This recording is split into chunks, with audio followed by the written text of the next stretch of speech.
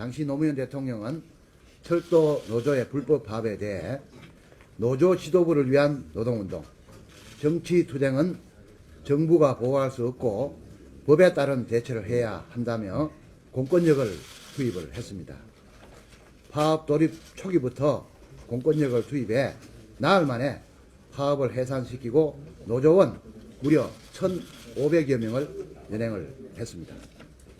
정부는 어떤 상황에서도 대화를 포기해서는 안 되고 노동자를 적으로 돌려서도 안 되는 것입니다. 정부가 녹음기처럼 민영화하지 않겠다는 말만 되풀이할 때는 지났습니다. 민영화를 하지 않겠다면서 민영화 방기 장치는 한사코 거부하는 정부의 이중적 태도가 계속 사태를 악화시키는 원인인 것입니다. 이제야말로 말이 아니라 법적인 방지 장치가 필요한 상황입니다. 정부가 민영화 수순을 밟고 있다는 의혹이 제기됐고 괴담이 돌았고 노조는 파업을 일으켰습니다.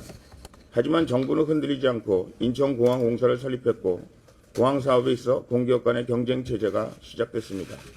이후 인천공항은 7년 연속 세계 최고 공항에 선정되는 등 승승장구했으며 경찰에 의한 기물 파괴에 대해 이 박근혜 정부는 대국민 사과와 책임자 문책은 없고 단지 돈으로만 변상하겠다고 합니다. 국민 절대 다수가 반대하는 민영화를 강행한 원죄가 있는 박근혜 정부가 이 대화를 통한 문제 해결 대신 법을 위반하면서까지 무리한 작전을 자행해서 노정 관계를 파국으로 만들고 있습니다.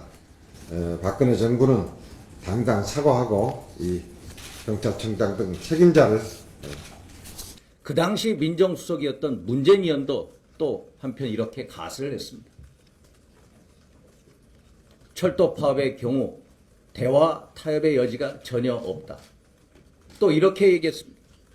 공무원 신분으로 불법 파업을 벌여 사회 혼란을 야기하고 있다. 조기 공권력 투입이 불가피하다. 국토부 장관이 어떤 이야기를 하더라도 법적 구속력이 없습니다.